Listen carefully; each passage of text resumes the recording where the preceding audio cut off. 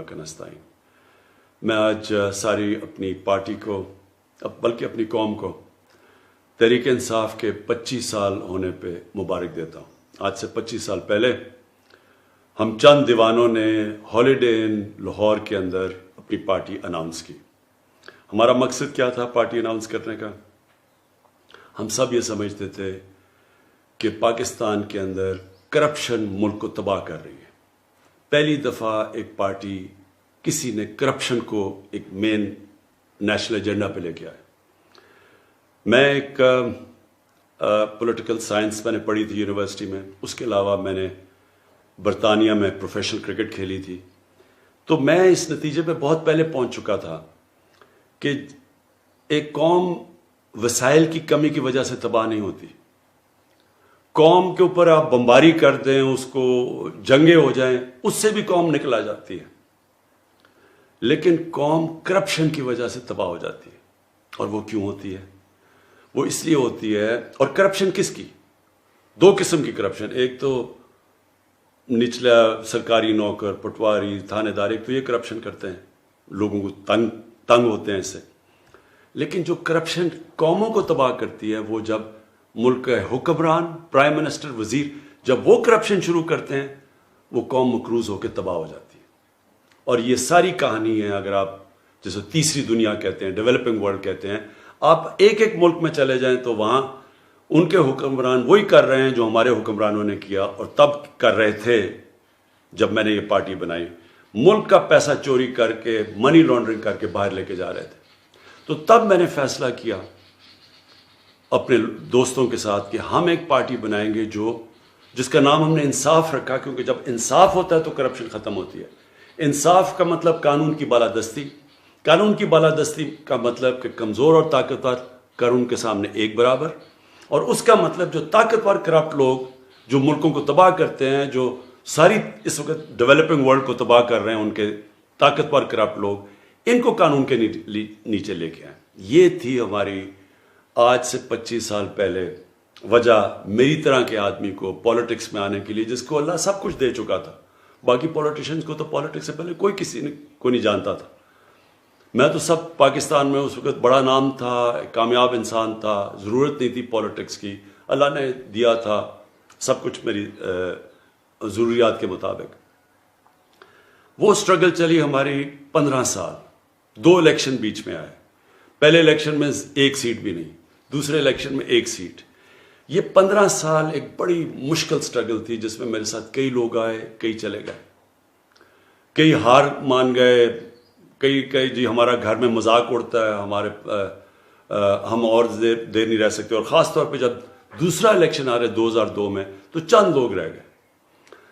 میں اپنے نوجوانوں کو بتانا چاہتا ہوں کہ کیوں میں نے کبھی ہار نہیں مانی۔ 2 وجہ تھی۔ ایک یہ کہ میں نے کرکٹ کی گراؤنڈوں میں ایک چیز سیکھی تھی کہ جس کو جو ہار نہیں مانتا اور آخری گیند تک لڑتا ہے، اس کو ہار بھی ہرا نہیں سکتے۔ اور یہ بھی میں نے سیکھا تھا کہ جب بھی دنیا میں کوئی کام کروں، کیونکہ میں تب تک 2 کام کر چکا تھا، کرکٹ میں کامیاب ہو چکا تھا اور پھر شوکت خانم ہاسپٹل بنا چکا تھا۔ تو کامیاب انسان تب ہوتا ہے جب وہ جو کام کرنے کے لیے نکلے، جو خواب دیکھے، پھر کشتیاں جلا کے اس کی طرف جائے، پھر کبھی واپس نہ جائے، یعنی یا موت اور یا وہ کام ہوگا۔ تب انسان کے اندر جو صلاحیتیں ہیں، جو اللہ نے اتنی طاقت دی ہے، قوت دی ہے، وہ تب باہر آتی ہیں جب آپ فیصلہ کر لیتے ہیں کہ یہ ایک کام آپ نے کرنا ہے، جو بھی مرضی ہو جائے۔ اور پھر میرے سامنے نبی صلی اللہ علیہ وسلم کی زندگی تھی، میں نے ان کی بڑی کلوز اسٹڈی کر چکا تھا۔ قرآن ہمیں حکم دیتا ہے ان کی زندگی سے سیکھو۔ ان کی زندگی کیا تھی کہ اللہ کے حبیب 13 سال انہوں نے جب اللہ کا پیغام لے کے نکلے، تو 13 سال سب سے زندگی کے مشکل وقت سے وہ گزرے، اور جان کو بھی خطرہ تھا، بھوک سے بھی اللہ نے ان کو آزمایا۔ تو میں نے یہ سوچا کہ ہمارے لیے سبق ہے کہ جو سٹرگل ہے اس سے کبھی گھبرانا نہیں چاہیے، کیونکہ اس کے بعد جو اگلے 10 سال تھے، ان 10 سالوں کے اندر انہوں نے دنیا کی تاریخ بدل دی۔ دنیا کی تاریخ میں کبھی اتنا بڑا انقلاب نہیں آیا۔ لیکن وہ پہلے 13 سال نے ان کی تیاری کروائی اس کے لیے. اور پھر بھی جب وہ 10 سال جو تھے جو انہوں نے دنیا کی تاریخ بدلی، پہلے 4-5 سال بہت مشکل گزرے ان کے. امہ خطرے میں تھی کئی دفعہ، بڑے برے حالات تھے امہ کے.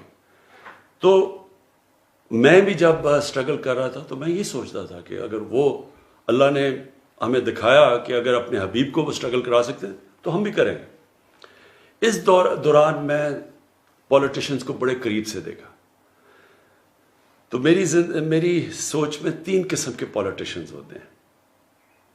جو سب سے برے پولیٹیشن ہوتے ہیں، جو پولیٹکس عوام کا نام لے کے اقتدار میں آ کے پیسہ بناتے ہیں، اپنا پیٹ پالتے ہیں، کرپشن کرتے ہیں. یہ ساری دنیا میں اس طرح کے پولیٹیشنز کو برا سمجھا جاتا ہے.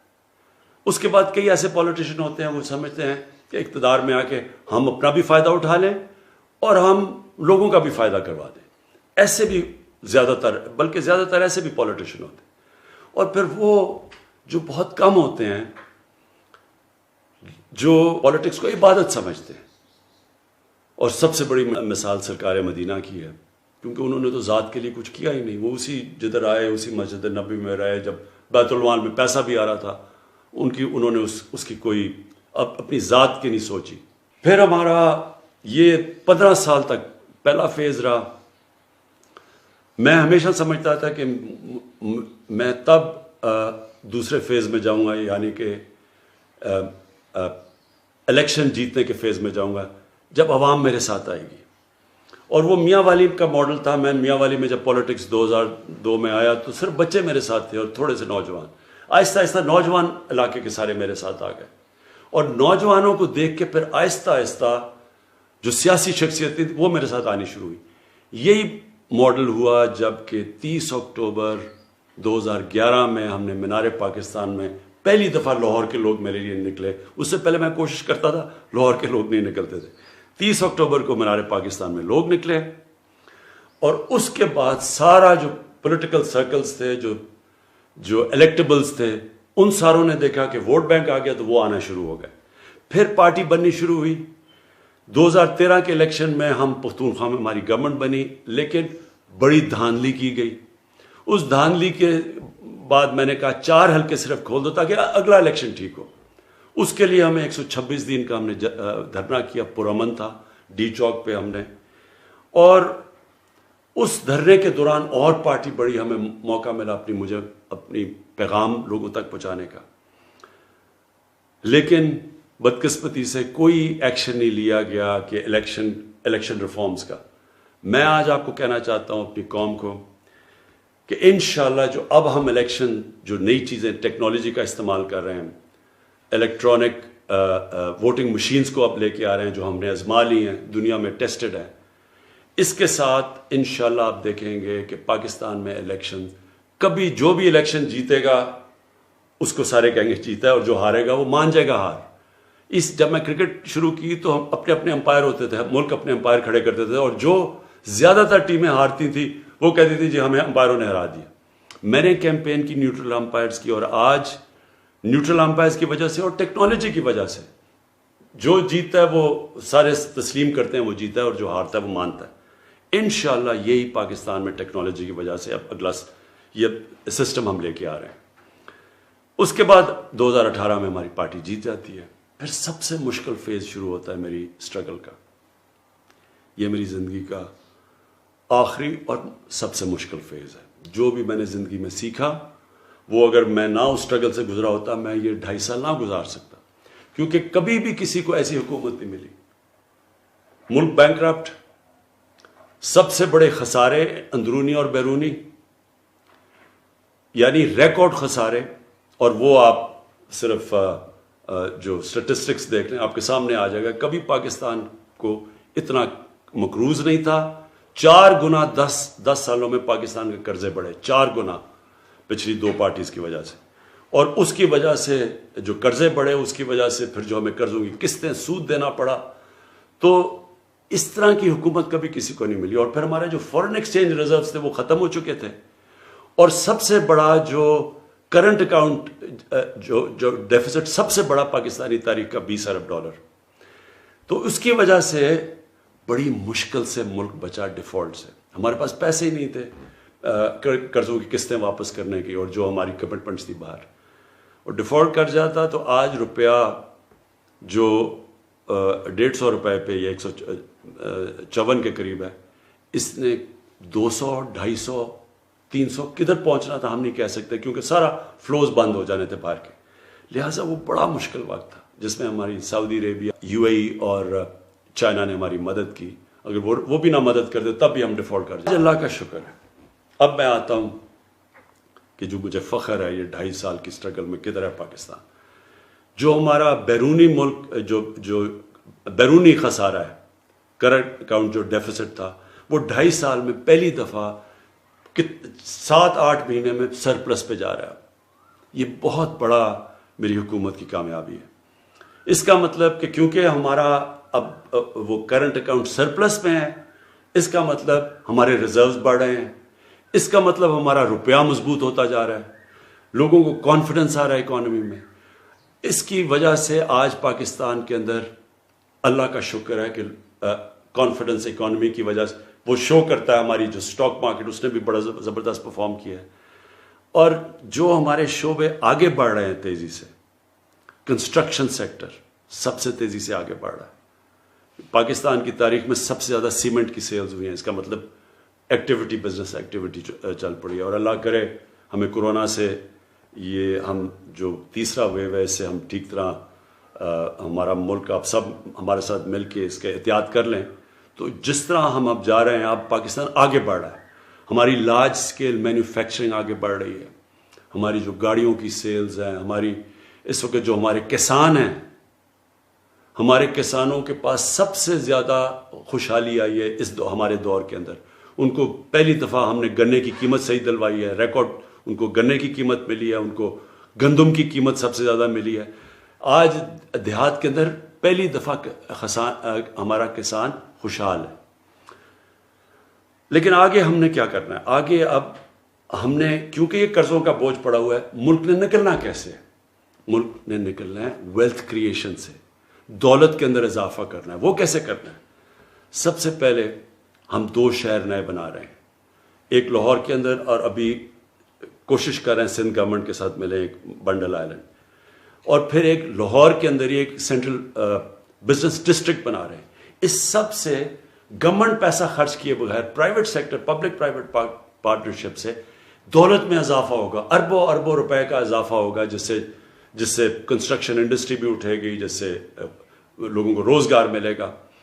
اور اس کے علاوہ ہم انڈسٹری کو خاص انسینٹیوز دے رہے ہیں, اسمال اور میڈیم انڈسٹری کو انسینٹیوز دے رہے ہیں تاکہ, اور یہ 50 سال کے بعد وہ انسینٹیوز دے رہے ہیں اپنی انڈسٹری کو, تاکہ ہماری انڈسٹری اٹھے, دولت میں اضافہ ہو.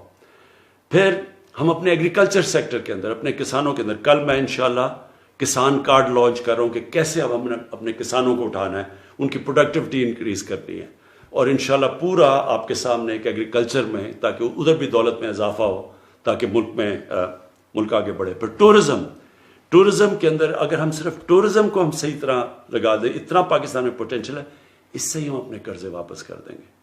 پھر ہمارا $1 بلین سونامی ہے, 10 بلین ٹری سونامی. یہ اگلے آنے والی نسلوں کے لیے بالکل ملک میں یہ جو موسم کی تبدیلی سے ہمیں خطرہ ہے, وہ ایک پورا ملک پہلی دفعہ ایک ملک ماحولیات کے اوپر زور لگا رہا ہے, اور 2 بڑی ڈیمز بنا رہے ہیں. 50 سال کے بعد پاکستان میں بڑی ڈیمز بننی شروع ہو گئی ہیں. ان سے پانی سٹور ہوگا, اس کا مطلب کہ ہمارے پاس زیادہ پانی ہوگا کسانوں کے لیے. جو اصل آخر میں آپ کہنا چاہتا ہوں, مدینہ کی ریاست کے اندر نبی صلی اللہ علیہ وسلم نے 3 چیزیں کی تھی. ایک انہوں نے اپنے کیریکٹر سے ایک ساری قوم کی اخلاقیات اٹھا دی تھی. دوسرا, انہوں نے قانون کی بالادستی قائم کی تھی. انہوں نے کہا تھا کہ ایک بڑی قومیں تمہارے سے پہلے تباہ ہوئیں جدھر طاقتور اور کمزور کے لیے, جو میں نے شروع میں بات کی تھی, جدھر طاقتور کے لیے ایک قانون اور کمزور کے لیے وہ قوم تباہ ہو جاتی ہے, یعنی جدھر قانون کی بالادستی نہیں ہوتی. اور انہوں نے کہا میری بیٹی بھی اگر جرم کرے گی اس کو سزا ملے گی. اور پھر تیسری چیز, انہوں نے فلاحی ریاست بنائی تھی کہ سب سے پہلے ایک ریاست نے اپنے کمزور طبقے کی ذمہ داری لی تھی. آج ہم نے فلاحی ریاست کے لیے وہ کام کیا جو کبھی کسی پاکستان کی حکومت نے نہیں کیا. سب سے پہلے جو مجھے فخر ہے اپنے 2 صوبوں کے اندر، ہم ہیلتھ کارڈ لے کے آئے، ہیلتھ انشورنس. ہر غریب آدمی کے پاس پنجاب میں سال کے اینڈ تک پختونخوا نے ابھی ہر فیملی کے لیے ایک ہیلتھ انشورنس آ گئی ہے. کسی بھی گورنمنٹ ہاسپٹل میں اپنا علاج کروا سکتے ہیں. یہ انشاءاللہ ایک پورا ہیلتھ سسٹم ہے، کیونکہ اب پرائیویٹ سیکٹر آئے گا ہیلتھ میں.